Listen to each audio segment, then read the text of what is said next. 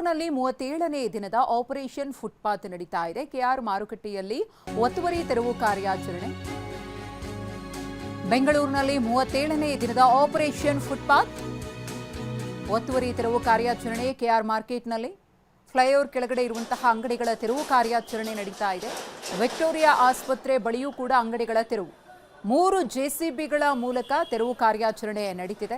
Police ಮತ್ತು ಸ್ಥಳೀಯ ವ್ಯಾಪಾರಿಗಳ ನಡುವೆ ಇದೇ ಸಂದರ್ಭದಲ್ಲಿ ಮಾತುಕತೆ ಆಗಿದೆ, ವಾಗ್ವಾದ ಆಗಿದೆ.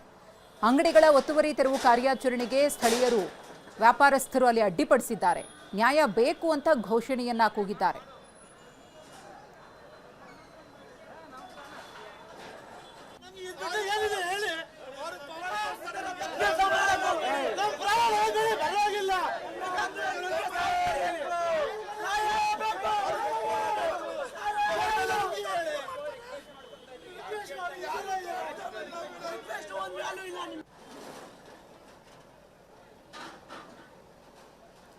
ಅಂದ್ರೆ 15 ದಿನ ಹೇಳಿದ್ರಂತೆ, 15 ದಿನ ನೋಟಿಸ್ ಕೊಡ್ಬೇಕಾಗಿತ್ತು ಸರ್. ನೋಟಿಸು ಕೊಟ್ಟಿಲ್ಲ.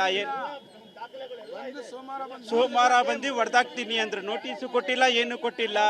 ದಯವಿಟ್ಟು GP ಮಿನಿಸ್ಟರ್ಗಳು ಯಾರೇ ಇರಲಿ, ಇದೆಲ್ಲ ತಾತ ಮುತ್ತಾತ ದಿವಸ ಇರೋದು. 40, 60, 60, 70 ವರ್ಷದ ದಿವಸ ಡಾಕ್ಯುಮೆಂಟ್ಗಳಿದೆ.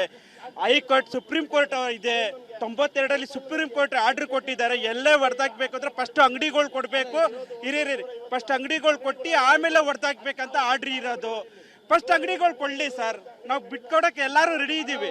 ಇವ್ರಿಗೆ ಅಂಗಡಿಗಳು ಮಾರ್ಕೆಟ್ ಸರೌಂಡಿಂಗ್ 1.5 ಕಿಲೋಮೀಟರ್ 2 ಕಿಲೋಮೀಟರ್ ಅಂತ ಕೊಡ್ತೀನಿ ಅಂತ ಆರ್ಡರ್ ಕೊಟ್ಟ 92ರಲ್ಲಿ.